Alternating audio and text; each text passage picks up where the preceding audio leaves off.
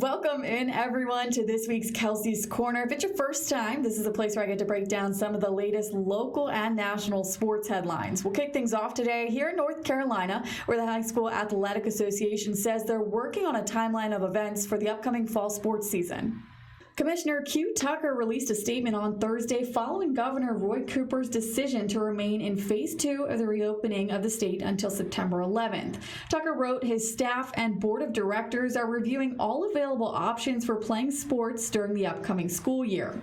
Unfortunately, because the state will not open, that means the start of sports for the 2020-2021 school year will be delayed further beyond September 1 for the NCHSAA member schools.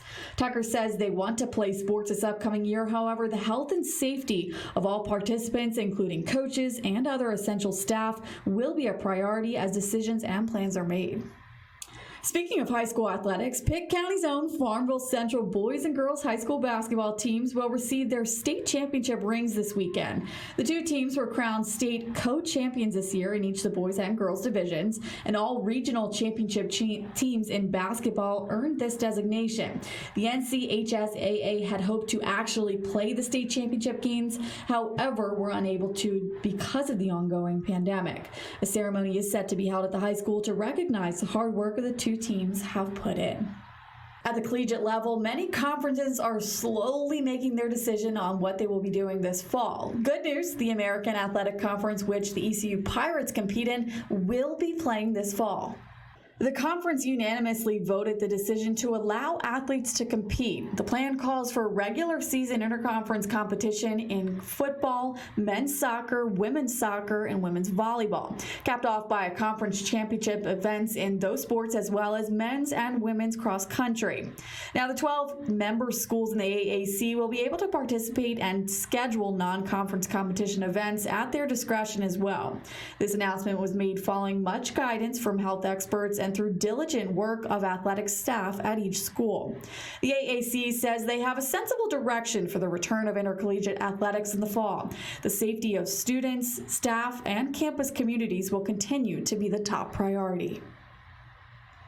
The AAC is not the only conference in the eye of the sports world. Many other conferences are as well, and sports like football seem to be a way of life. And in the fall, many people enjoy watching their very own favorite teams and the games that they play. But the coronavirus seems to have complicated those things. Aaron Cantrell shares more from Indianapolis.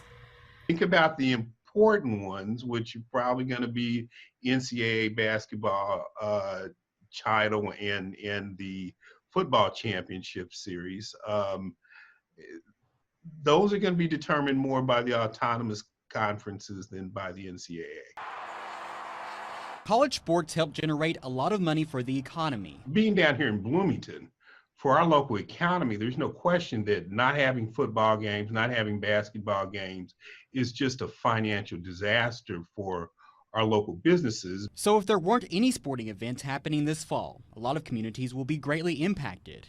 Do you listen to the experts, or can you go with common opinion? Currently, the NCAA has set guidelines to protect athletes' interest. If universities decide to go forward with sports, they have to do this in as safe a way possible.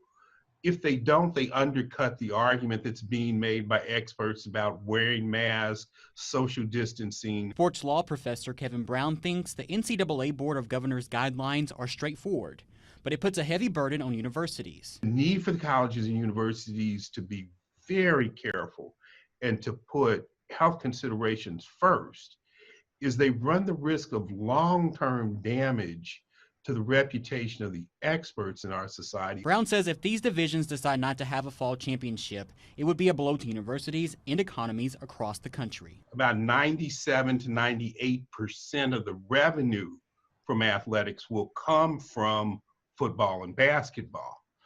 For the NCAA tournament generates about $1 billion a year for the NCAA. Each division must make a decision about fall championships by August 21st.